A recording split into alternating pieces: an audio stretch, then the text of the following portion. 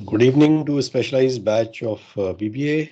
Welcome to PFE once again in the day.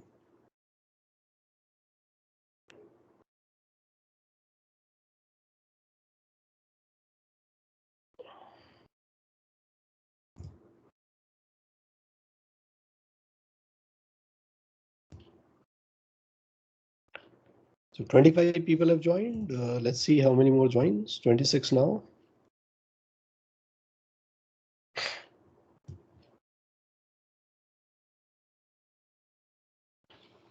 So we'll start from where we left in the morning, and we need to start employee grievances. So that we are going to start and apprise ourselves on various factors of ethics, especially the part of HR. So grievance handling is generally handled by HR department, not necessarily, but generally it is handled by HR department. We will see other practices also, rights and responsibilities of employers and employees, if we'll reach that level today, and other practices.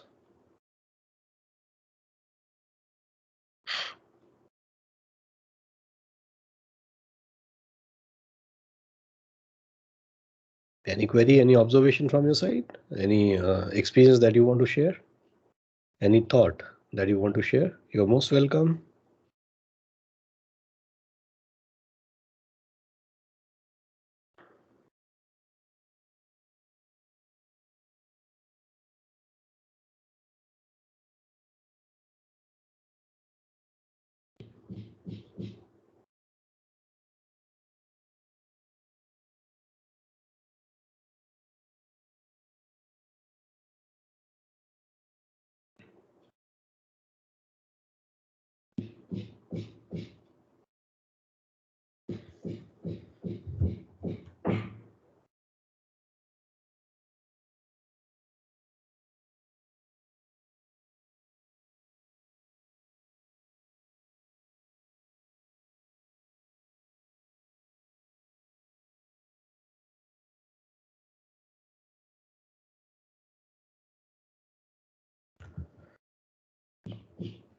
Okay, then I'm sharing the slide. I don't think so. The question is coming from your side, so let's not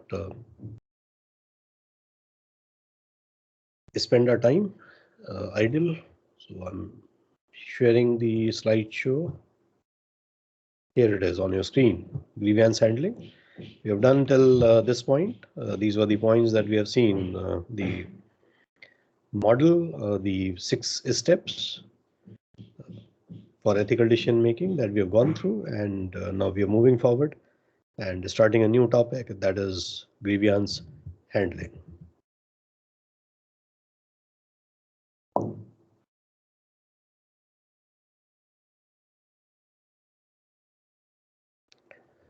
I think so that you all know what is a grievance. It has been taken as violation of the employee's rights on the job, whether under the collective agreement or under legislation. Not all complaints are grievances. Remember, there's a difference in grievances and complaints. So these grievances need to clearly uh, be addressed once you see that there are reports of violation of contract or violation of law. Grievances could be taken as like it has always been that people we are talking right from the morning that organization is a collection of people, so violation of employee rights is also could be registered as a grievance. So in an organization, if you see any kind of satisfaction, employees dissatisfaction with company's work policy and conditions uh,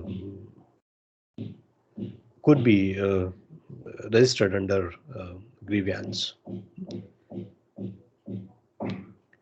Any kind of grievance needs to be handled properly. That's what we are going to see. So here we are. So in modern organization, if you see, it is the daily business to deal with employee grievances. The grievances may be genuine or sometimes illusionary, sometimes unreal to the employees who feel a certain dissatisfaction regarding their job or the management. If not resolved on time, it can lower employee morale, create inefficiency, and increase absenteeism among the employees. So, the workload on other employees will increase if the employees are not turning up for the job. In short, your ability in handling grievances and employees can have a direct impact on overall productivity at work.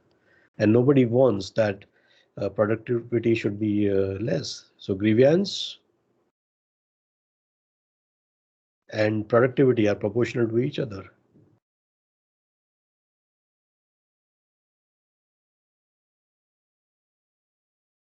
Moving forward, employee grievances can be simply defined as a discontentment caused by the gap between what the employees expect and what they fail to get. So there are always like certain observations on that this is what is my right and I'm not getting that. So in that case, uh, the grudge can be registered as a grievance. It may or may not be justified, but needs to be tackled very carefully. What is claimed by the employees may not be 100% correct, but if you do not tackle it, then there will be increase of gap between what you say and what between you and your employees, and this margin, if it increases, that is not good for the organization. So it needs to be tackled, whether what has been reported by employee is correct or incorrect. If it is incorrect, then you are going to mentor the employee that under certain regulation this is how the company is behaving, and that's a laid down regulation for a company which you should not be breaching. So a mentoring has to be done. No, this is always part of HR study, as I was saying, and a considerable amount of time must be invested by the professionals to talk to the employees to understand their grievances. Identifying employees' grievances can be a challenge in personnel management. Uh, how you're going to how you're going to tackle with this, the points are given here. So these are the points that helps in knowing that the employees are not happy. First is a change behavior. We always talk about observation methods of research. And you are familiar with the people, the body language, the kinesis. Kinesis is the appropriate word. So kinesis, study of kinesis always leads to your understanding of the employee's situation. So how the person is behaving now, how he used to behave previously. He used to seem happy. He is not seeming happy. He's getting irritated on certain things. So he is trying to escape the organization. He is trying to leave early. He is not enjoying his work. That will be reflected in his actions, in his behavior. So human behavior reflects a lot about how they are feeling. And there comes the role of HR. Every good HR manager, or in that sense, the project manager or the department head, should have the considerable emotional intelligence to handle a grievance. So a routine, it's very simple. A routine direct observation can help in identifying the dissatisfaction of an employee. Periodic one-on-one conversations, group meetings, employee counseling sessions are the best occasions when direct observations can be the highest effective. The second is suggestion box. When people are not feeling very comfortable in disclosing their identity when they are trying to register some complaint. In that case, all organizations have this policy of suggestion boxes. And these are for, as I've said, anonymous complaints. It can be placed in different accessible locations within the office. People who have a fear of adverse managerial action, they will develop some confidence in registering their complaints through these suggestion boxes, where they can drop in anonymous suggestions or complaints or observations, and those could be addressed by the company. Third here is open door policy. It is one of the best employee empowerment techniques in the workplace. Open door policy works very, very efficiently only in one case: if people have confidence over you, where they can walk into your cabin, obviously at a specified time. You will not like everybody uh, popping into your cabin now and again.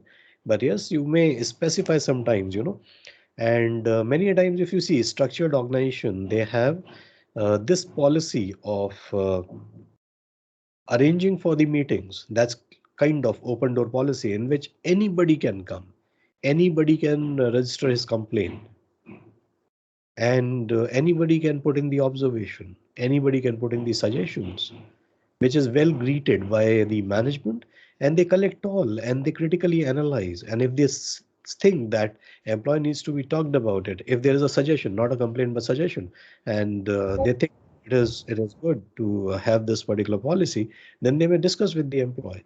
If they think that the grievance registered by the employee is uh, not appropriate, then they may call the employee and discuss it about the policies of the organization and so on. But open door policy suggests that people have confidence in the management. Also, other point is opinion surveys are being conducted. So there are certain aspects on which people will be asked to register their observations, and as per that, actions will be taken. So opinions are generally regarded when it comes to workplace satisfaction, and it may be conducted periodically through the questionnaires or through the schedules, and there are certain self report measures also, where there are certain reports which are submitted by the employees. There are specific formats on which certain heads are there. Suppose salary scales. Second could be food in cafeteria and so on. And there are certain ratings; those are to be given, and employees are asked to submit it periodically. So that's a self-report measure that employees submit. And last is here written as effective exit interviews. So there may be some reason by employees leaving. So you may have scheduled exit interviews with the employees, and you may ask their feedback about what why they are leaving, and if there's dissatisfaction, what were the causes they think are for the dissatisfaction and so on. So that gets registered. And exit interviews actually provides constructive reflections on the impact that the company culture has on its employees. By knowing the reason for leaving the job, employers can make the best possible changes with improved management policies. So these are few things. And moving ahead, well, causes of grievance, employee grievances, there are many given here. This is not the exhaustive list. You can very well put in more here, as the point says. So, undesirable working conditions in physical terms. That means where they are working. So, what is the place of sitting they have been given? Uh, how they are working on the machines? What are the safety measures being applied on the machines, and so on? This will come under undesirable working condition. And there is one more point here, which is the fourth last point, which is adequate safety, health. And if you amalgamate first point with that point, it is actually a study of ergonomics. So ergonomics is giving congenial environment to the people so that they can work efficiently and with highest level of efficiency. So if the efficiency will go down, obviously, of the employees, then it is certainly going to impact the overall efficiency of the organization. So that is a part here. Changes without prior notice, you can go through it. I think so that you can very well understand poor employee relations. It is not only about relations with the organization, it is employee to employee relationships, employee to job relationships. We are talking about fits, employee to team relationship, in which there's a team being created for a particular project in which an employee is there. Employee may be very good, having very high level of competencies, but then he's incompatible with the people.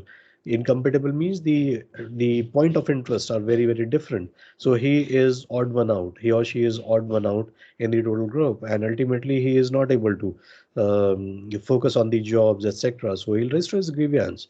Grievance here is not a kind of complaint, but it is a grievance that is as per the observations, and the employee may ask to relocate himself to some other team because he is not able to mix up with the team. So either management will sit with him and try to identify what are the reasons behind he being not a fit in that team. And if changes are required, then a counseling for all is needed. It may be that the person may be from a specific state and is not being taken in a good way, and they are teasing him just because he's part of a particular demography, a geographical demography. So that could be one thing, you know. So that may come as a grievance, and it may be registered. So poor employee relationships, improper wage adjustments, you know, how the PF is going to be deducted and so on. So provident fund is given to the employer, and in a regulation it says so 50% will be done. That means if the employee is earning 50,000 rupees per month, and out of which 2,000 rupees needs to be contributed to provident fund, as per the policy described in the at the time of recruitment. It says 50% will be contributed by the organization, 50% will be contributed by the employee. So out of 2,000, 1,000 should be contributed by the employee. But what happens many a times, you know, company does not give it from its own pocket. It'll give 48,000. It'll deduct 2,000 on the name of PF. 1,000 it'll show its own contribution, and 1,000 will be shown as the employer contribution. But in totality, if you see, if such an adjustment is there, then obviously employee is getting not 50,000 but 49,000 rupees. So improper wage adjustments are there. Improper emoluments are being given. Many a times, the to and fro journeys, etc. Those are being, or say, staying late in night, overtime, etc. Are not being recognized, or say are not being realized in a appropriate way, and ultimately the wages are not tackled ethically. Dissatisfactory office policies could be there in case of promotion, demotion, transfers, discharge of duties, leaves, overtimes, you name it. And you know, all this could lead to say dissatisfaction among the employees, which will result in employee grievance. Violation of laws could be there, so laid down regulations are there which are not being followed by the company, or even the constitutional laws are being breached, as there is a right of justice where a person should be heard, etc. He is not being heard, and it could be breach in confidentiality that could be there. His information should remain intact with the company, but that's not happening. You know, there is a breach in confidentiality. His information is being leaked out, or company may be selling information of other stakeholders. Company may be underperforming, or say underdeveloping the product and selling it on the full price and so on. So, you know, all these are violation of law, and there could be one person who will stand up as whistleblower and will register his complaint. I've already talked about inadequate safety, health, and welfare amenities, and that's part of ergonomics, ERGONOMICS, and that's a upcoming branch, and is quite effectively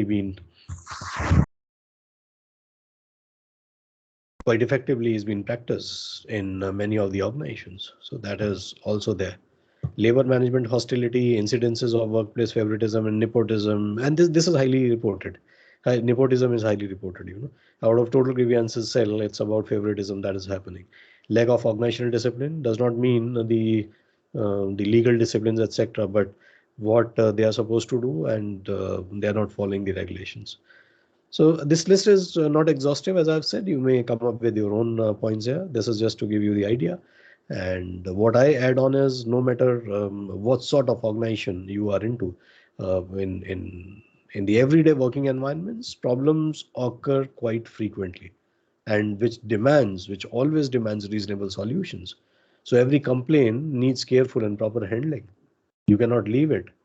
The primary aim of yours should be in dealing with grievances informally.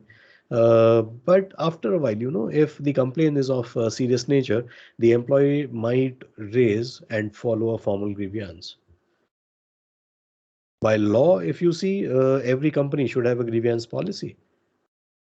The formal written document should let the employees know the point of contact if they have an issue and should set forth the process. At the time limits of each action should also be defined, that in what particular time period the solution will be granted to the person. I would try to relate it. You are very much familiar about the link that comes, grievance and suggestions on your Amazon. So you may very well put your observations. You may, if you are not being heard on something, you may put your grievance there. And there is a nodal officer. Every organization should be having it. I'm just giving you a practice of your own Amity University Uttar Pradesh, so that you become familiar with what grievances and how the policies are implemented. So you sent it, and there is a nodal officer. You are a student of ASB. There is a nodal officer of ASB who will receive that. If he is not able to tackle it in a specific time, then that will be escalated to the second level. Then if there also it has not been heard, it will escalate to the third level and so on. And on Amazon, it is so that uh, with it there is a time limit of 24 to 48 hours in which a response needs to be given to the student. Similarly, a grievance policy as per Companies Act, that has to be in every organization. Recently, you might have heard about IT Ministry of Information and Technology, having a rift with Twitter just on this policy. Because Companies Act says that every company which is operating in geography of India within the periphery of Indian borders has to have some kind of redressal mechanism. Here we are talking about employee grievances, but this is in totality about the grievances. Grievances about internal customers, those are your employees, and grievances about external customers. So if somebody is using your service and there is a flaw in the service, or is somebody gets unpleased with the service that you are offering, or something wrong happens with the person just because of your policies, or maybe somebody else's act, then where to register the complaint? The majority of social media engines, those were asked to have a redressal mechanism. Everybody had it except for one company, which is known to you, Twitter. And by now the things are resolved. But that was a rift which was happening almost 2 months back.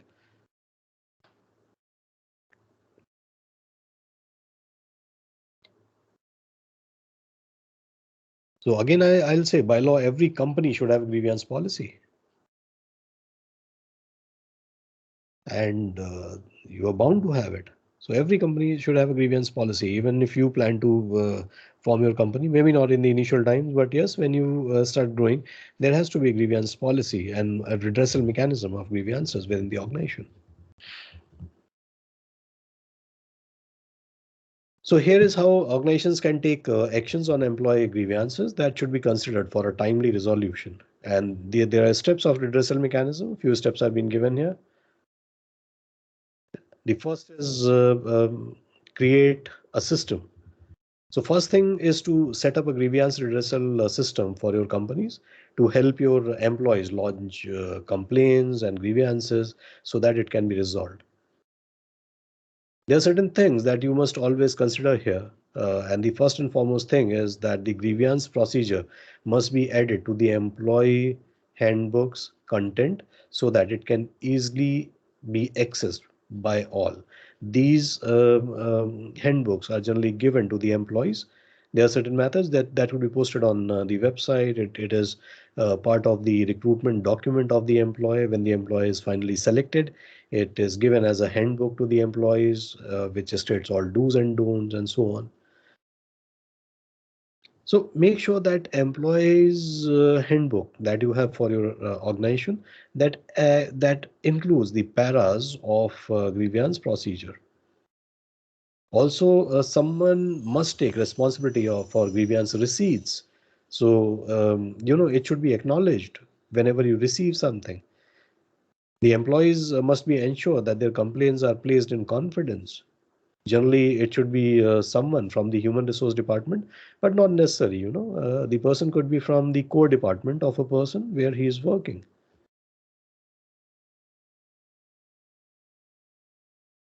There are certain, as we were talking about the open boxes, so place of receiving the complaints must be within the reach of all.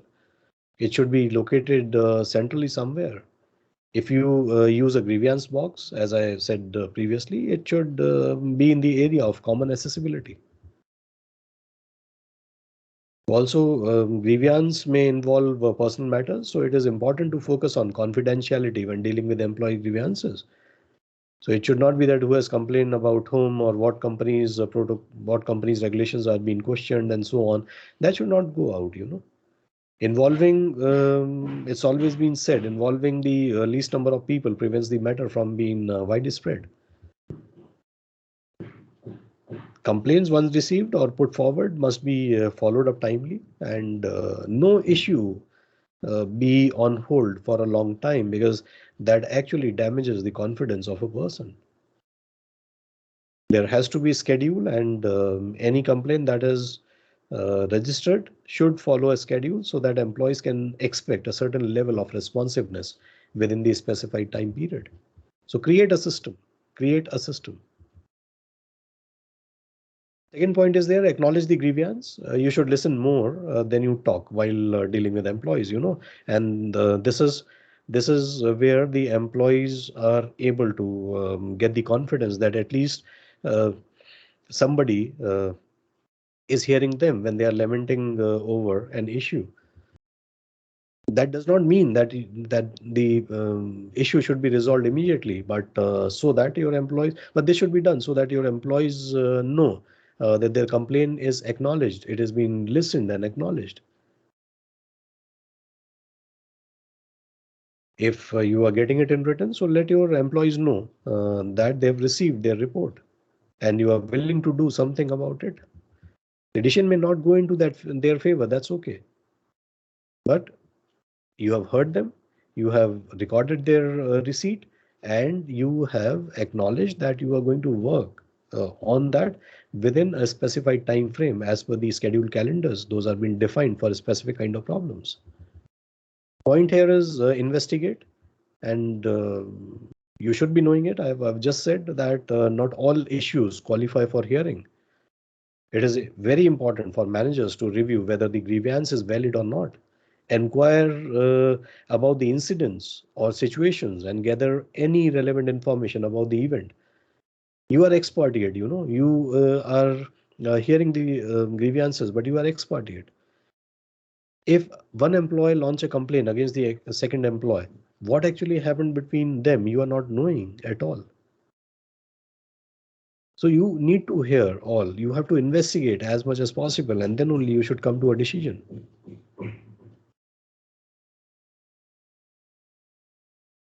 So investigate and investigate. And once the investigation is over, you can arrange for a formal meeting with the employee. Uh, if the grievance is against the company, and if the grievance is against the other employee, then hold the formal meeting with all the stakeholders who are parties into that situation. That's what is the fourth point. So all the relevant parties should be called to be present in a formal hearing where the redressal is happening, and the employee can put forward any evidences that backs up the complaint and explain how they would like the problem to be resolved. So once the meeting has been done, there is always a concept of MOM, minutes of meeting, and you can circulate whatever is being said is recorded as a formal document, and that is circulated to all people. And when there is a redressal mechanism cell also, it takes signature that everybody has given the consent that they have read what is being done there. The other point is take your decision and act accordingly. This actually is a decision making phase. So once you have collected all the required information and examined the situation very, very closely, you should make a decision. You might decide to accept the grievance in full or partially, in part, or reject it completely. But a decision needs to be taken. So you may very well say to the employee that what you said is untrue based on the evidences that have been produced. But decision needs to be taken. That should not be kept pending for long. You need to let the employee know in writing about the actions that you will take. At the same time, you can advise the employee on how they should deal with similar situations if such situation occurs in later stages. So you come up with the solution. You may have rejected the appeal, rejected the grievance. But once the grievance has been rejected, this is similar to having a legal uh, system in India. You go to lower court, and then if the hearing goes against you, you may appeal to the higher court and then to the Supreme Court and so on. So Honorable Court will listen to you, but the appeals are always under certain regulations. Not all hearings uh, are eligible for appeals. So in organization also, your employee might not accept your decision, and he has the right to an appeal. So your grievance policy should outline the terms and conditions for the appeal process. As I've just said, uh, not every legal case under judiciary, under IPC, is eligible for appeal. Similarly, not all hearings inside the organizations are eligible to appeal. So under what circumstances person can go for appealing, that needs to be decided by you.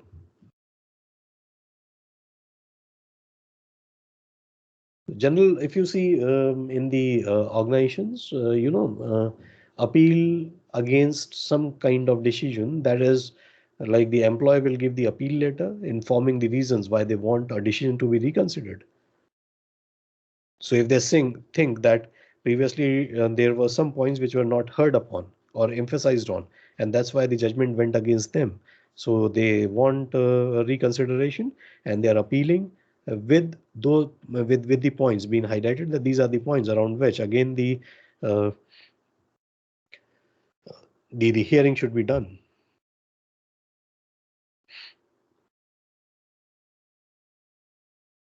What organizations do is, if you get the appeal, so to ensure impartiality, the appeal is heard by another manager or supervisor who was not part of the first meeting. So he can independently look into it. So if the decision comes like the previous decision, then there is a possibility that the first decision was made appropriately. If there is a contradiction to some extent, then the deep hearing can be done.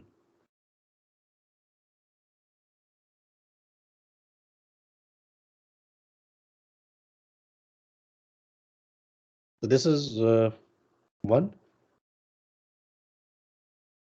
And even after second hearing, maybe with new evidences and um, other follow-ups, if the person is still not satisfied, the person can either be mediated, or the case could be escalated to the employment tribunal. So that is one more thing which organizations do. Review the situation. Well, it's always healthy to have an objective look back at your decisions. So if the employee is happy with the resolution, you were good at settling the issue. In fact, it can prove great to your company's culture, showing the confidence of the people in the management. If the prevailing policy ensures justice, it can foster a sense of pride and accountability in the employee's work. That's the benefit of implementing a fast and effective grievance procedure. A feedback needs to come. Review a situation, a feedback needs to come. Uproot the main cause of grievance. That's the last point here in this slide. And we have to identify what had been the main cause. Uh, because we, as managers, anybody as a manager, his aim has to go for a long lasting solution. And that's why we need to see what were the main cause of grievances. If it was a personal grudge of a people, if it was anything about the regulation, accordingly it has to be dealt. Regulation of the organization can be debated, and if amendments are required, that those could be brought in. If grievances were against somebody else within the peer group, then their counseling may be needed. But root cause needs to be identified, and that needs to be tackled so that in a longer run, your organization may not suffer again with a similar kind of grievance. So if you do that, this will prevent your employees from coming back and back uh, again and again with the same issue.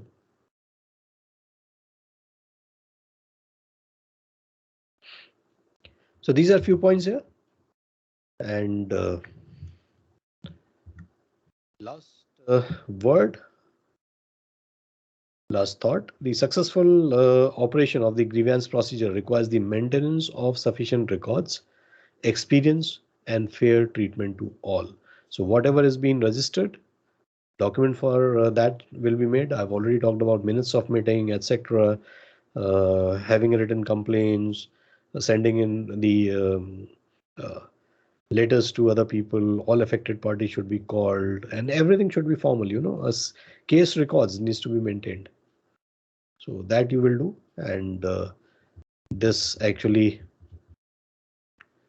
ends the topic of employee grievance. I would welcome if a query or observation is there from anybody. We are into workplace rights and responsibilities.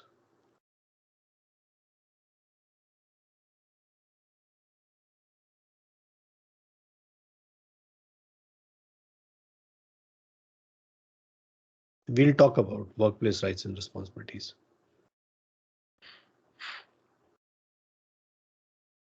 Okay, so grievance has been done. We are moving on workplace rights and responsibilities. Well, there is always, we have seen a fight between these are my rights, but not realizing what are my responsibilities. So, that's why the uh, ethical dilemma is also there. That's why the grievances are also there. And one has to very categorically identify what are the rights of employees, what are the responsibilities of employees. In addition to that, employers should also identify their rights and responsibilities. So that's what is this section all about. Let's move forward and see what it has in offering. So yes, the normal understanding, for normal understanding, definitions are being given here. A right is something you are entitled to receive, wherein a responsibility is a duty or something you should do.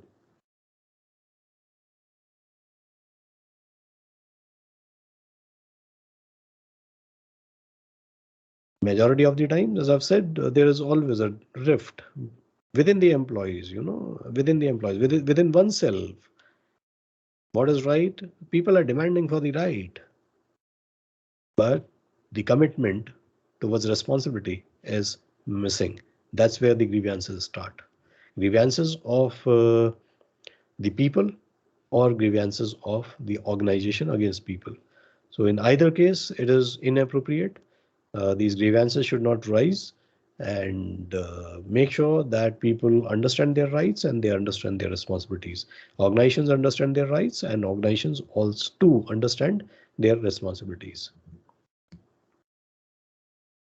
Categories, classifications of rights and responsibilities. So first is legal. So as set out by national, the right to be treated equally regardless of age, gender, marital status, social status, and so on.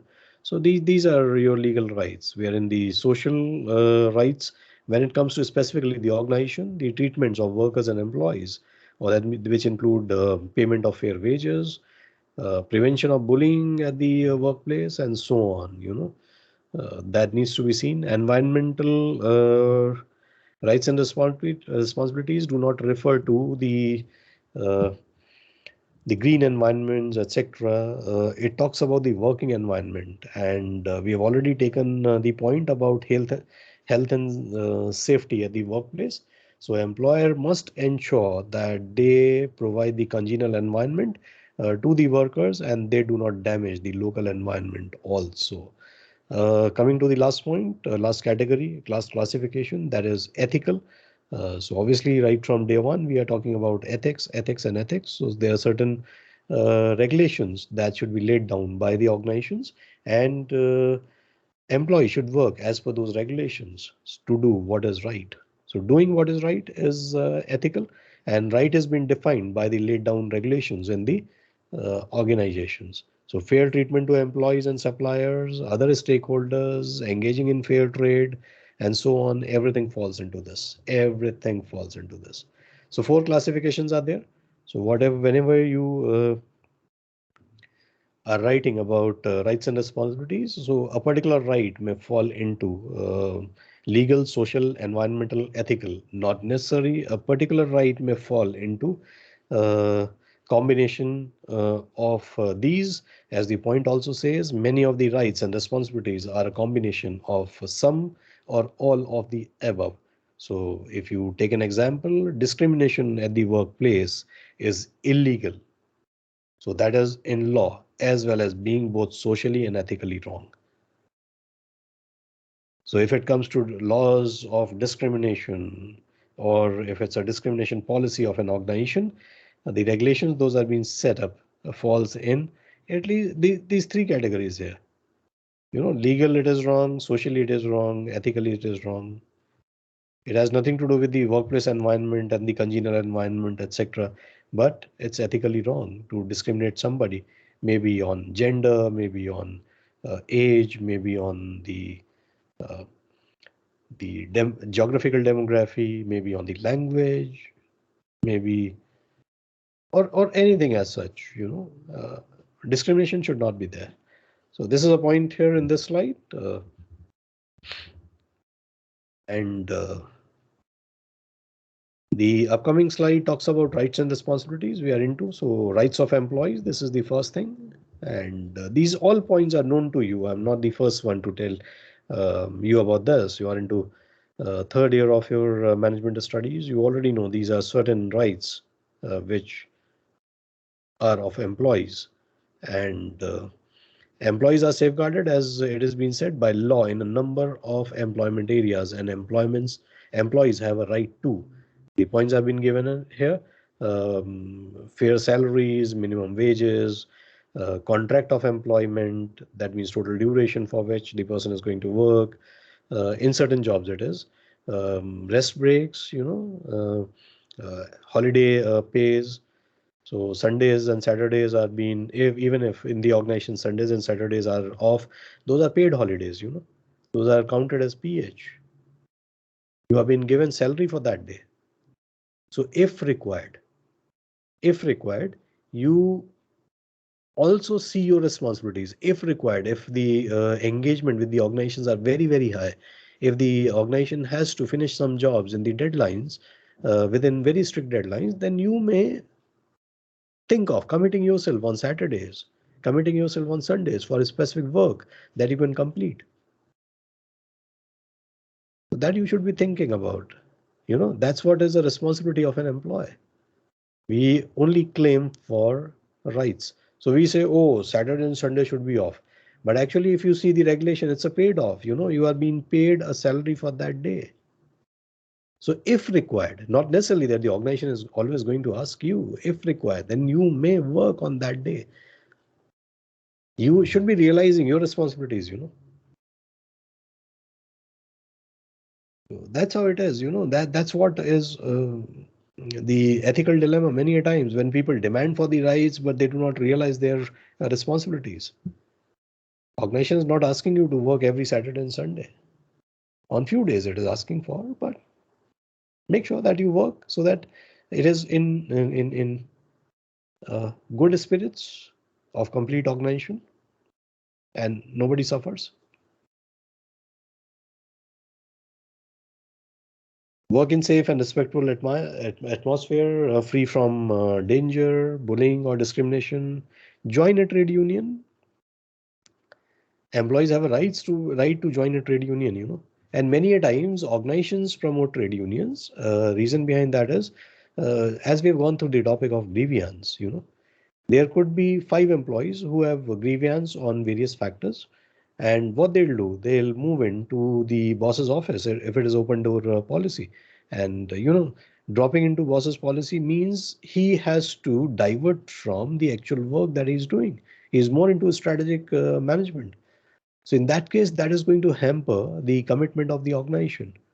In sense, if they are working on the project, so strategic fulfillment will be hampered. Strategic decision making will be hampered because he will be more busy in in uh, in satisfying the employees and registering the complaints of it. So what happens? Trade unions are there. Trade unions, in collaboration with the organizations, they classify the types of grievances that could be, if it is about salaries, if it is about healthy working environment and so on. And they create the documents, which is presented formally. They are the representatives of the employees. It is presented formally to the organization, and organization sit with them. So in a single sitting, that could be resolved rather than everybody clocking the office of the higher level management and doing so. So rights of employees, they have their rights, and to protect their rights, they can be part of the trade union also. And I've given you one benefit here. Trade union is promoted many times by the organizations too. They appreciate. Though generally you see trade unions are being politicized and so on. So leaders have their own agendas, and they have their own objectives to be leader of trade unions and so on. So that may be unethical or ethical on their part. But if we talk in ideal terms, there could be advantages when people join. They have a right to join trade unions so that they could be part of a larger employee base and work accordingly. Responsibilities are there. Carry out their duties as stated in their contract of employment, arrive on time, go on time, not leave early, and so on, be loyal to their employer, and not disclose confidential business information, because you as an employee always have access to various informations, and you should not be moving out with the information or selling it to the competition just because of uh, some undue advantage that you want. Treat customers, co-workers, and employees with respect and ensure that they don't bully or discriminate against other employees. You know, follow workplace regulations and safety instructions if those are being in place. Wear protective equipments and uniforms provided by the employer, and attend all trainings provided by the business, because strategic management is always in driving seat, and they know what is changing. So any change that is disrupting the current operation is going to impact culture of the organization. So cultural change may require some kind of upgradation of a skill set, competencies, mindsets, professionalism.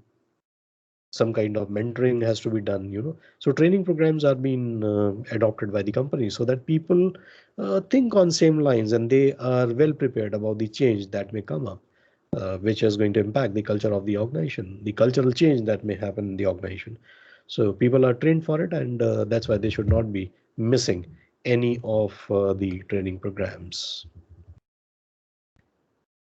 It talks about rights of the employers. So employers have the right to decide on the objectives of the business. Well, I more broadly say this, that all strategic statements, right from the highest level statement, which is vision, followed by mission, followed by objectives, followed by goals, all are set by the management. That is not a right of employee. Employee need to match their personal objectives with the objectives of the organization. And if there is a match, then only they should commit for the organization. Otherwise, they should not be working for the organization. So that's how it is. Management is going to hire suitable staff for their business, what they find suitable. If you find yourself suitable and under referring to some norms, you may be very much biased about your own ratings. So they are going to hire it. That's their right, not your right to get hired. Dismiss dishonest and unsuitable staff. Well, pink slip is in fashion. That may also be because of cost cutting. Generally, when the businesses are low, so what happens? Listing of people is being done, and based on certain parameters, people are being set off from the job. So you may say, oh, it's unethical. How can you do it? But yes, company already had that employment policy. It says 1 month's salary or 1 month's notice. So company is paying you 1 month's salary and is asking you to leave the job. In that case, you are not having any option because that's already been defined in the employment manuals of the company. That's how companies can lay off their staff. So there's one expect expect loyalty from their staff, and confidentiality, etc. We have already talked about. Privacy, we have already not touched that much, but confidentiality we have talked about. And loyalty, that means you are 100% going to be loyal to the organization in terms of your commitment. So if your working hours are 8 hours, you make sure that you work tremendously for those 8 hours. Rest of the time, enjoy your life and so on. In addition, second level of loyalty could be you should not be leaking out the information from this organization to other organizations. You should not be talking about how the organization is working, what is the culture, etc. That should not be disclosed to any person outside. So that's one part.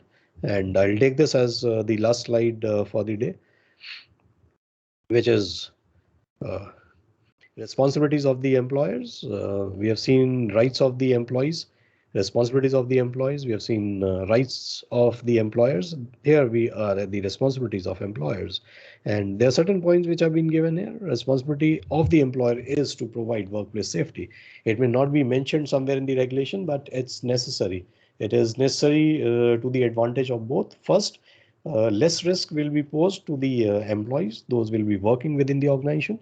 And second, if the efficiency with certain congenial environment provision, if the efficiency of the employees rising, then that directly will impact the efficiency on the higher level, of course. Efficiency of the organization is going to be impacted in a positive way. So ensure the workplace safety, reduce the health hazards. I've already said part of ergonomics, ERGONOMICS. You can search for it. It's a very good branch to be studied. You can do your dissertation on that. You can pick up a dissertation topic on ergonomics, that how companies are managing ergonomics in today's date. So dissertation will be coming up in semester 6. Be ready.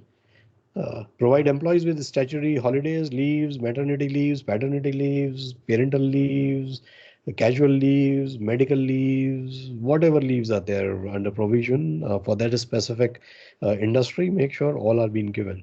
And pay agreed wages. I've already taken up example of PF, where deductions were high, and the PF, which is contribution of the employer, is also being deducted from the salary of employees and is being posed as their contribution. So that is, we have already discussed, and the point here is pay agreed wages. What TDS, etc., that's a responsibility of employer to make sure that no tax liabilities come on the employees. So that's why when we have salaried people, their TDS, etc., are being paid. And this is like deduct pay on source as per the financial regulations. So TDS, tax deduction at source. Uh, there are other deductions also. So PRSI is there, USC is there, universal social charge is there.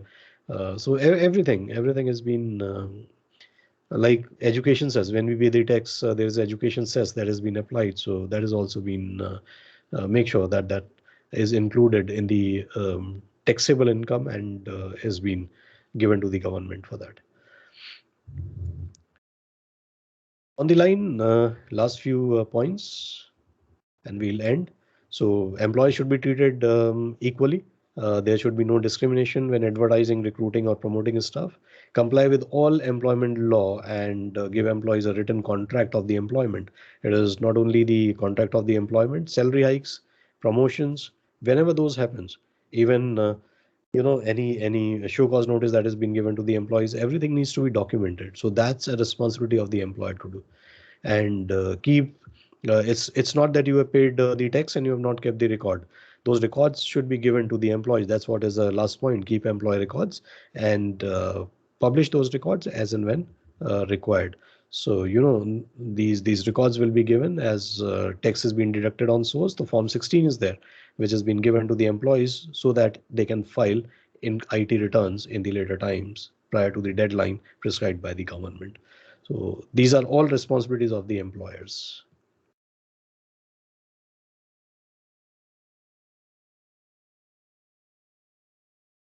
So we are done till here. We'll be taking this up next, and we'll gradually move into the other aspect, which is like conflict of interest. And then one more topic has been left, and then we'll be disclosing this particular module, starting with the other module.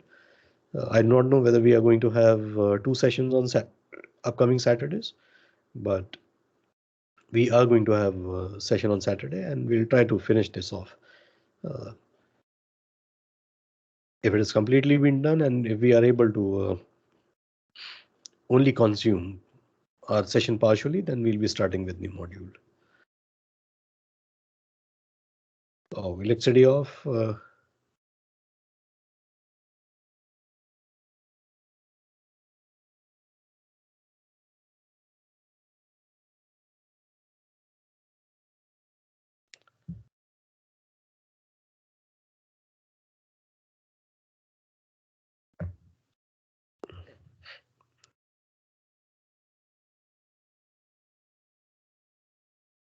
So we are calling this session off, and if you have any observation, you can let me know. You can come up with the observation next session also. So IoT people, I'm going to meet you on Tuesday, and rest PE, PFE, we'll be meeting again on Saturday. So if there are no queries, permit me to call this session off. Are there any queries? No, sir. So big thanks from my side for attending this session. Live well, do well, have a great Sunday. Thank you, sir. Do well, Thank you, Rishabh. sir. Do well, Anusha.